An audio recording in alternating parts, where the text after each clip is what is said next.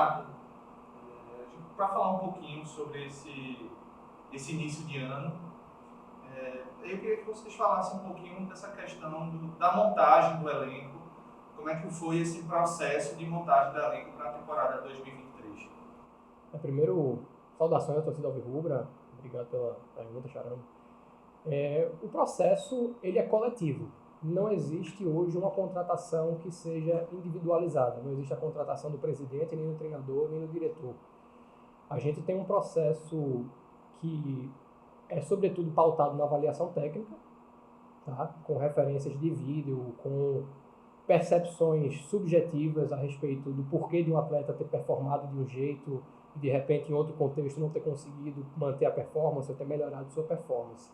E a gente utiliza expedientes que são atemporais no futebol. É a ligação para um profissional que já trabalhou, é a coleta do feedback de quem está no dia a dia junto ao atleta para entender como é a dinâmica dele, para a gente poder ter um quadro, né, comportamental do grupo que a gente está formando. Isso vale para outros escopos, né? O escopo médico, a gente procura as informações mais recentes a respeito do jogador, a gente valida isso dentro do protocolo que foi estabelecido junto aos médicos do clube, toda a equipe médica do clube, e dessa forma a gente consegue ter, em nossa visão, uma assertividade maior, uma tendência maior de conseguir a assertividade que a gente precisa dentro de uma demanda quantitativa alta, de uma remontagem de elenco.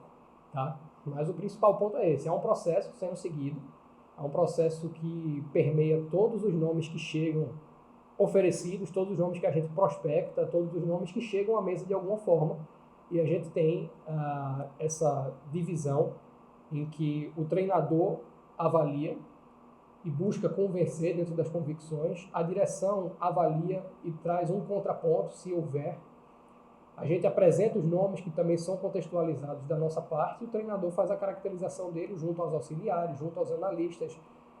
O Centro de Inteligência tem tido toda a liberdade de sugerir, de propor, não apenas nomes, mas incrementos a esse processo, e a gente tem, tanto na questão do elenco quanto no processo de formação, a janela aberta para refinamentos acontecerem ao longo do ano, e a gente está cada vez mais fechado em algo que a gente perceba está funcionando. Com relação a esse processo de formação do elenco, a gente já pode dizer que o elenco para esse início de temporada ele já está formado ou ele ainda vamos ter alguns incrementos dentro do elenco? A gente chegou ao clube, né, na última semana, a direção de futebol que se juntou à comissão, ao executivo Ney Pandolfo, a gente chegou na última semana da Série B. E na nossa visão esse é um prazo que já nos deixou correndo atrás dentro de uma demanda quantitativa alta e com a obrigação que a gente tem de ser assertivo técnica, taticamente, no escopo físico, médico. E a gente está bem satisfeito no momento que a gente vive hoje, né? A pré-temporada chegando na sua etapa final, com o esqueleto que foi formado. A gente tem uma base que a gente julga suficiente para se começar uma temporada, que a gente julga suficiente para dar ao treinador Dado Cavalcante a condição de sair da pré-temporada com muito mais convicções do que dúvidas. Agora, obviamente, a gente tem peças a serem trazidas em situações cruciais, em peças que a gente considera relevantes, né, essenciais para a gente dar o tapa final nessa primeira montagem que naturalmente ao longo do ano vai apresentar novas situações, o mercado vai responder a maneira que o Náutico estiver atuando, a maneira que o Náutico estiver se posicionando, e a gente vai, dentro da nossa convicção, dentro do nosso posicionamento, absorver outras situações do mercado, prospectar outras situações do mercado, dentro desse processo compartilhado que a gente já falou. O processo de montagem do elenco, mas mudando um pouco para a questão da base, que a gente tem muitos garotos que subiram, né, para formar esse elenco. Eu queria que vocês falassem um pouquinho de como é que foi esse processo para puxar esses atletas que estavam na nossa base para que eles viessem para o elenco profissional. Esse processo iniciou com uma reunião da comissão profissional, com a comissão do Sub-20 e 17, para a gente analisar atleta a atleta quem teria condições de subir. Tá? Então, no primeiro momento, subimos 4 atletas e tem alguns ainda sendo analisados. Depois da Copa São Paulo, a tendência é também que eles subam.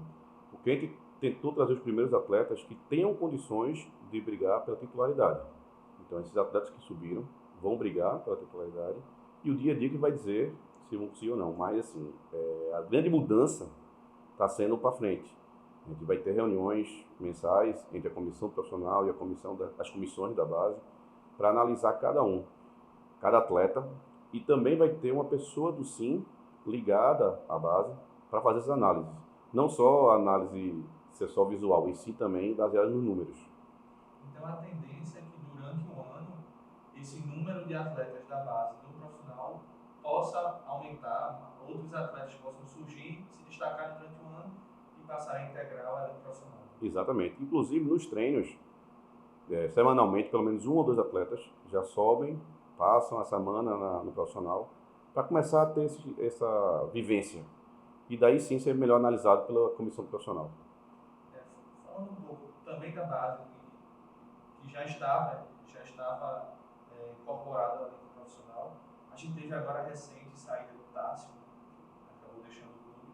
Aí eu queria que vocês falassem um pouquinho do porquê da saída do Tássio. A gente está comparando situações diferentes aqui. O menino que sobe, na caracterização que o Léo trouxe, ele é um atleta emergente e ainda não inserido na ambientação de uma rotina profissional e, portanto, precificado, né, no vencimento mensal de salário e, em alguns casos, de imagem também, dentro dessa perspectiva de um atleta em formação. No caso de Tássio, a gente tem um atleta já de algumas temporadas ambientado ao profissional, com algumas extensões contratuais feitas ao longo desse período que trazem alguns acréscimos salariais. A gente tinha uma caracterização recente do atleta na folha equiparada a outros jogadores que o Náutico trouxe do mercado, com a diferença de que o Tássio, nesse momento, né, vindo da temporada de 22, onde com 5 treinadores não houve uma utilização recorrente do atleta, uma utilização consistente, e sobretudo na avaliação mais recente a gente enxergava o Tássio abaixo de outras alternativas, não necessariamente pela capacidade do atleta, mas pela caracterização que se tem no modelo de jogo e o momento de cada um. E nessa demanda de ajuste da situação financeira do clube, com o rebaixamento que aconteceu, com a enorme perda de receita que se tem, a gente tinha, dentro de um atleta que, pelo menos nesse primeiro momento, não tinha perspectiva de ser utilizado de forma constante, um choque de outros atletas que a gente precisa trazer e que não poderiam, talvez, vir em função da presença desse valor que se tinha na folha com o Tássio, numa precificação diferente de um atleta que está subindo agora. Então não é um laudo a respeito da capacidade do atleta, e sim uma adequação da necessidade que o clube tem financeira nesse momento, com a perspectiva de utilização do jogador e de toda uma decisão compartilhada entre Léo, comigo, com o Ney Pandolfo, com o Dado Cavalcante. E não existiam, né, nas situações que apareceram para o Tássio, durante a nossa avaliação, uma composição em que o atleta pudesse permanecer vinculado ao Náutico, que fosse interessante. Né? A perspectiva profissional que ele acabou encontrando foi decorrente da saída dele do Náutico nos moldes que ela aconteceu. Mudando um pouco, falando agora sobre a pré-temporada, que a gente já está indo meio para o fim dessa pré-temporada, primeiro é importante a gente saber, o torcedor saber, qual é a função de uma pré-temporada, os objetivos que vocês enxergam em fazer uma pré-temporada assim, com ela. Essa é uma etapa de condicionamento, né? Um condicionamento físico, um condicionamento de jogo também, à medida que a gente passa a ter atividades de um nível de disputa maior e ainda assim que não se caracteriza no mesmo contexto de uma partida profissional. Mas o mais importante vai de uma fala que eu já trouxe, que a gente faz a pré-temporada visando sair dela com muito mais convicções do que dúvidas. O porquê da gente estar fazendo um jogo treino tal como foi feito com o Sub-20, tal como será feito em 2 ocasiões com o Asa de Arapiraca, é justamente da gente antecipar situações que vão nos dar uma convicção maior e que, na ausência desses eventos, a gente só teria condição de validar em jogos que tenham a validade esportiva de peso, que são 3 pontos, que são em competições oficiais, que tem grande valor para o Náutico, e que nesses jogos treinos a gente consegue, numa atividade mais lúdica, né, diferente em vários aspectos da regra do jogo oficial, trazer, né, para a visão do treinador e da comissão técnica nesse aspecto de educação, inclusive nossa, de perceber de que forma o atleta pode ser utilizado, qual é o maior contexto de rendimento do atleta dentro de um certo modelo de jogo. E tem sido muito proveitoso desde o dia 5, que foi quando a gente se reapresentou, em características diferentes, dentro do que o Léo trouxe, de entender por que um atleta da base rende num dia, mas não consegue render em uma determinada atividade, de um atleta ter a condição de ficar ou não em detrimento de outro, e a gente fazer disso um processo que vá caminhando ao longo da temporada, sobretudo no caso do atleta de base, né, que é o que a gente trouxe aqui, para que ele consiga, independente do grupo que ele estiver trabalhando, seja o grupo sub-20, seja o grupo sub-17, seja o grupo principal, evoluir de acordo com esse diagnóstico. Você, aproveitando essa questão da pré-temporada, você citou a questão do jogo-treino, eu queria que falasse mais especificamente sobre os jogos-treinos. Qual é o grande objetivo de fazer um jogo-treino numa pré-temporada? O grande objetivo, o que é que vocês enxergam que fazer jogos-treinos podem trazer de benefícios para o aluno? Essa é uma pergunta que eu acho que até culmina na questão, né, de horários dessas atividades. A gente teve, tanto no caso do sub-20, né, do jogo treino contra o time sub-20, quanto no jogo treino de amanhã contra o Asa, horários que são pouco comerciais e não habituais ao que o torcedor espera quando frequenta o estádio, jogos pela manhã. E por que isso acontece? O primeiro é em função do respeito ao cronograma. A gente tem uma programação que vem desde o dia 5 e que cada atividade ela é pensada de acordo com o que foi feito anteriormente e o que vai vir posteriormente. Então a gente vem de uma semana de trabalho, essa semana ela está sendo intercalada entre períodos a gente vem de semanas de trabalho que vem sendo intercaladas entre períodos de 2 expedientes. Agora que a gente começa com algo próximo de uma carga de jogo, a gente intercala isso para basicamente todo dia trabalhar somente um experiente, mas com um volume de treino maior. Essa é a definição que a comissão técnica acaba trazendo. E no caso específico do jogo treino contra o Asa, a gente tem uma série de situações. Primeiro, é o calendário da própria equipe adversária, né, o Asa de Arapiraca, que fez a pré-temporada aqui na região metropolitana do Recife e volta, né, para Arapiraca amanhã. Então, essa atividade, ela pensa essa situação do adversário, ela pensa a questão do recesso de Natal dos atletas que precisam voltar para suas casas, suas famílias, e o jogo treino acontecendo pela manhã permite a liberação do período da tarde para que eles cheguem em casa descansados e vivam esse momento da maneira apropriada, né? E o aspecto principal é o condicionamento, é o que você trouxe, de qual é o objetivo. É a gente conseguir extrair desses jogos conclusões, ou pelo menos fundamentos para conclusões, que nos permitam chegar lá no dia 7, no primeiro jogo oficial da temporada, com muito mais convicções e com a condição de ser mais assertivo na programação de logística, naquilo que o treinador demanda de estrutura e na parte específica da sua comissão, da própria escalação, de como vai ser o planejamento para essas partidas, dentro da necessidade individual de cada atleta e coletiva do grupo. Por se tratar de um jogo treino, a gente pode esperar algumas diferenças com relação a número de substituições ou outras situações diferentes do que o torcedor está acostumado a um jogo oficial? Sim. Normalmente, o jogo treino, o primeiro tempo é um time, o segundo tempo é outro time diferente.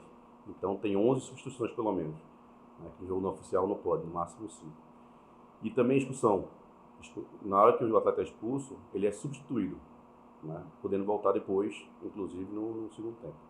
E tem outras nuances, né? Inclusive nem padrão oficial o time usa. Vai ser padrão de treino. É um treino com um adversário que tende a botar o treino a nível de jogo, né, intensidade de jogo, para poder ter essa avaliação melhor, como o Rodolfo falou antes. Aí sim a comissão, junto com a direção, consegue avaliar melhor os atletas em nível de jogo. Mudando agora um pouco de tópico também, eu queria falar um pouco sobre o SIM, que a gente tem visto que o nosso Centro de Inteligência do Náutico vem tendo um destaque que acabou não tendo durante essa última temporada. E aí eu queria, dentro desse processo de formação de elenco, pré-temporada, todo esse processo, a importância do SIM e dos profissionais que lá estão. O primeiro ponto é frisar que esse é um departamento que já cresceu e que segue em expansão. Hoje nós temos 3 membros, né, do Centro de Inteligência, o Breno Lucena como coordenador, o Matheus Carneiro como analista de mercado e o Mazur como analista de desempenho, que que divide junto ao Breno as demandas de análise de adversário, as de análise do próprio equipe do Náutico, análise de treino, que vem sendo um processo minucioso, exaustivo em todos os sentidos. E a gente quer fazer dessa expansão um diferencial nos processos do Náutico para elevação de performance e antecipação do mercado. No tocante especificamente a esse tópico, a gente tem o entendimento de que nós não herdamos um trabalho consistente, talvez em função, vamos colocar assim, do deixar de lado essa atividade que é tão importante. Né? Isso não é um segredo. E a gente vem fazendo conjuntamente essa reestruturação, incluindo também a expansão do departamento, pensando na base, para que a gente colha a médio prazo, e médio prazo significa que o curso das competições que a gente vai ter já no primeiro momento, o mercado que a gente vai seguir fazendo, para que na transição da pré-temporada para outra a gente já tenha um planejamento antecipado. A gente quer chegar numa metade de uma Série C com o Norte pensando em um acesso à Série B e um cenário que a gente não obtenha sucesso, para que a gente tenha uma antecipação que a gente não teve. A gente não teve a condição de ter nesse período. E o Léo sabe, e aí pode falar um pouco a respeito, da importância que isso tem na integração dos meninos da base, quando você passa a ter um registro visual, né, e um acompanhamento metodológico, um acompanhamento por categoria da evolução, ou talvez da involução desses atletas, para que na frente isso faça um diferencial na parte comercial, né, de venda desses atletas. Não, com certeza. A gente tem um analista na base, que na realidade ele é analista e auxiliar sub-20, que já dá um suporte, um pequeno suporte para a gente. Com o SIM agora tendo mais estruturado, né, a gente vai conseguir sim uma análise melhor, desde o sub-15 até o sub-20, e a gente vai conseguir mostrar e botar nos atletas no profissional. Hoje a gente tem vários atletas sendo monitorados por vários times do Brasil, mas o Náutico mesmo tem pouca informação sobre eles. Então é importante sim a gente conseguir essa análise, e quando os atletas chegarem a subir profissional, já ter uma base bem feita e a gente saber até onde pode buscar do atleta, até onde pode chegar com ele. E assim, eu acho que o trabalho está sendo muito bem feito. O Breno é uma pessoa que está organizando isso aí, o Rodolfo dá muito apoio a ele aí. E tenho certeza que vai ser uma virada no Náutico, essa é o sim. Só para finalizar, o Breno deu uma entrevista ontem e ele falava que também a ideia é trazer outras pessoas dentro do SIM também para compor a equipe sub-15, né, a comissão sub-15, sub-17. Quem te falou que assim, na verdade a ideia é que tenha gente do SIM na base, tá? Especificamente para a base. Então vai ter uma análise, como eu falei antes, desde o sub-15, sub-17, sub-20, a gente vai ter análise desses jogadores, até para poder as comissões também da base ter noção e saber efetivamente quem pode ter condições ou não de continuar no clube. Porque hoje é muito empírico, é muito do olhar. E de vez em quando o olhar não dá a realidade. Então, sim, é importante você ter o olhar, mas é também importante ter os dados, ter os números. Então, com essa pessoa na base, né, vai ter essas informações que a gente consiga ter uma forma assertiva nessas decisões. E que isso, caramba, vem, na verdade, sendo algo discutido periodicamente, né? Léo falou a respeito da ascensão de alguns nomes aí que farão parte do profissional desde já, não irão à Copa São Paulo. Essa foi uma decisão tomada numa reunião com a comissão técnica do profissional, junto às outras comissões de base. E a gente teve essa semana uma reunião no auditório do centro de treinamento, também, né, numa interlocução entre profissional, mas sobretudo com todo o corpo de profissionais da base, para a formação de um caderno, né, um documento norteador a respeito do processo de formação de atletas do Náutico.